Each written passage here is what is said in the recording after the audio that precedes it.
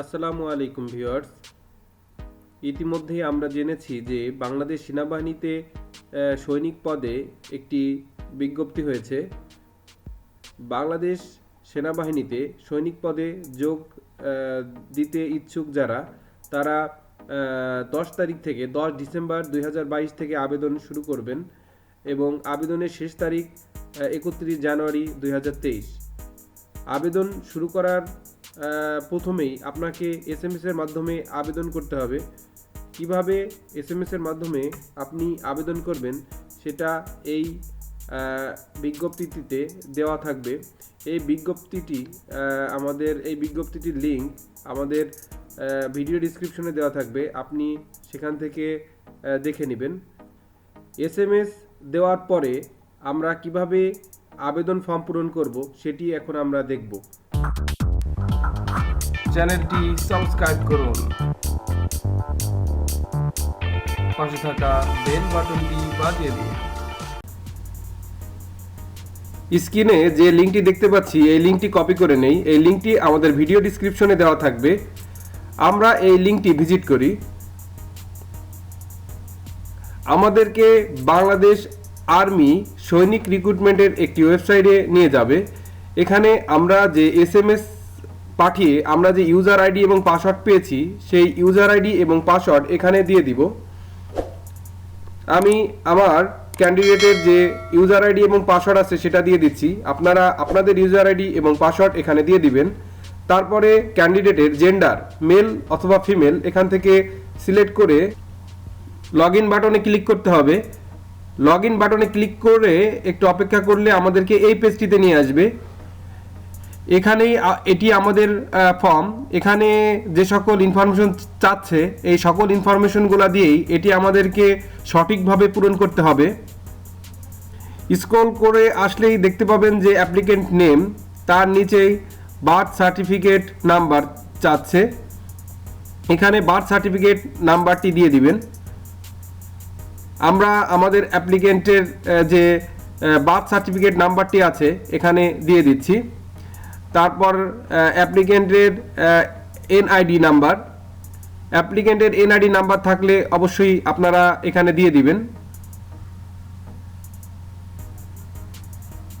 যদি এটা না থাকে তাহলে এটা ফাঁকা রাখবেন, কোনো সমস্যা নেই। তারপরে ফাদার নেম থাকবে। এখানে ফাদার্স জীবিত আছে কিনা এখান থেকে যদি জীবিত থাকে তাহলে অ্যালাইভ দিবেন, আর যদি মৃত হয় বাবা তাহলে লেট দিবেন। ফাদার্স এনআইডি নাম্বারটি এখানে দিয়ে দিবেন। আমরা আমাদের অ্যাপ্লিকেন্টের যে বাবার এনআইডি নাম্বার আছে সেটা এখানে দিয়ে দিচ্ছি। অবশ্যই সঠিকভাবে সকল ইনফরমেশন দিবেন, কখনো কোনো ভুল করবেন না।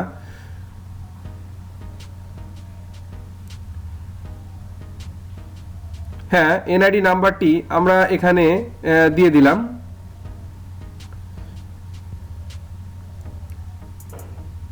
এরপর আমরা অ্যাপ্লিকেন্টের মাদার্স নেম দেওয়াই থাকবে। আমরা মাদার্সের যে স্ট্যাটাস আছে তিনি জীবিত না মৃত সেটা এখানে দেখিয়ে দিতে হবে। এখানে অ্যালাইভ, জীবিত থাকলে অ্যালাইভ এবং মৃত হলে লেট দিবেন।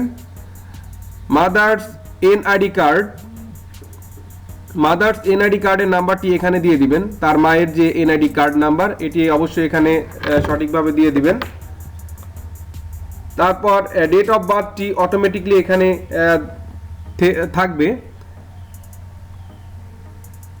এখন আপনার অ্যাপ্লিকেন্ট জেন্ডার মেল না ফিমেল এটি অবশ্যই সিলেক্ট করে দিবেন। তারপর ন্যাশনালিটি দেওয়া থাকবে, রিলিজিয়ন সিলেক্ট করে দিবেন। যদি আপনার অ্যাপ্লিকেন্ট সেনা সদস্য সন্তান হয়ে থাকে তাহলে এখানে তার বাবার সেনা নাম্বার অর্থাৎ ফাদার্স আর্মি নাম্বারটি এখানে দিতে হবে। তারপরে কনসার্ন রেকর্ড, তার বাবা কোন রেকর্ডের আন্ডারে ছিল সেটি এখানে সিলেক্ট করে দিতে হবে। তারপর কোন ডেজিগনেশনে সে চাকরি শেষ করেছে সেটা সিলেক্ট করতে হবে। তারপরে তার প্রেজেন্ট স্ট্যাটাস সিলেক্ট করে দিতে হবে এবং লাস্ট যে ইউনিটে চাকরি করেছে সেই ইউনিটের নাম এখানে দিয়ে দিতে হবে। আমি আমার ক্যান্ডিডেটের বাবা যে ইউনিট থেকে রিটায়ার করেছে সেই ইউনিটের নামটি এখানে লিখে দিচ্ছি। এখানে চেষ্টা করবেন শর্টে লেখার জন্য, 20টি অক্ষরে লেখার চেষ্টা করবেন। আমি লিখে দিয়েছি। এরপর আপনাকে সিলেক্ট রিটায়ারমেন্ট টাইপ, আসলে তার রিটায়ারমেন্টটা কি রেগুলার রিটায়ারমেন্ট কিনা, অথবা কোনো পানিশমেন্ট রিটায়ারমেন্ট, অথবা মেডিকেল রিটায়ারমেন্ট কিনা, এটি এখান থেকে সিলেক্ট করে দিতে হবে।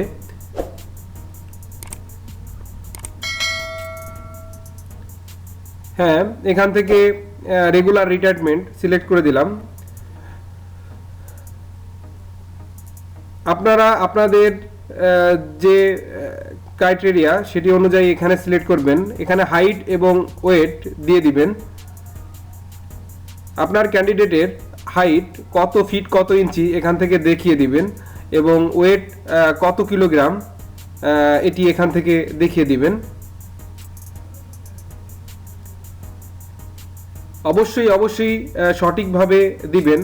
একটা জিনিস মনে রাখবেন যে হাইট এবং ওয়েট এটির সাথে ম্যাচিং করে যত হওয়ার কথা ঠিক ততটুকুই আপনারা দিবেন, এর বেশি দিবেন না। অতিরিক্ত ওয়েট দিলে কিন্তু আপনার অ্যাপ্লিকেশনটি ক্যান্সেল হয়ে যাওয়ার সম্ভাবনা থাকবে। এখানে লেখা আছে ফেস্ট ক্রিমিনাল কেস, আপনার নামে কি কোনো ক্রিমিনাল কেস আছে, আপনি অবশ্যই এটি নো দিয়ে দিবেন। তারপরে serve government or private organisation before, আপনি কি এর আগে কখনো কোনো গভর্নমেন্ট অথবা প্রাইভেট অর্গানাইজেশনে চাকরি করেছেন, না দিয়ে দিবেন। এবং সাফার ফ্রম সিরিয়াস ডিজিজ, আপনি কি কখনো অনেক বড় ধরনের কোনো রোগে ভুগেছেন, এটি অবশ্যই আপনি নো দিয়ে দিবেন। তারপর আপনার ডিস্ট্রিক্ট উপজেলা দিয়ে দিবেন। তারপরে আপনার পোস্টাল কোড, ভিলেজ, হাউস, এই সকল ইনফরমেশনগুলো এখানে সঠিকভাবে দিতে হবে।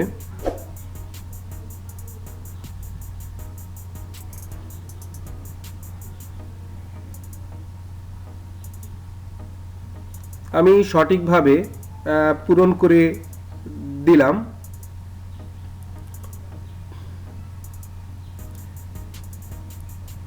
এরপর আমরা স্ক্রল করে নিচের দিকে যাব।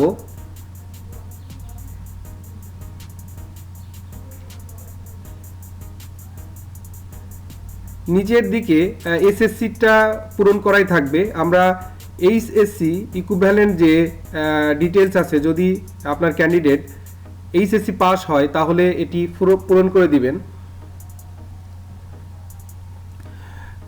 গ্রুপ, বোর্ড, পাসিং ইয়ার, রোল নাম্বার, জিপিএ এটি সঠিকভাবে এখানে দিয়ে দিবেন।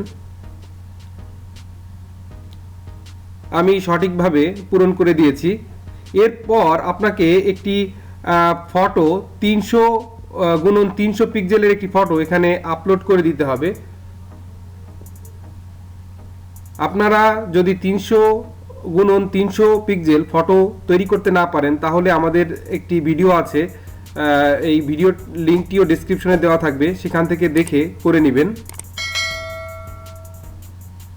আমরা আবার পুনরায় চেক আপ করে নিচ্ছি যে আমাদের সকল ইনফরমেশনগুলো আমরা সঠিকভাবে দিয়েছি কিনা, এটি একটি আরেকবার দেখে নিচ্ছি। আপনারা অবশ্যই আরেকবার রিচেক দিয়ে নেবেন।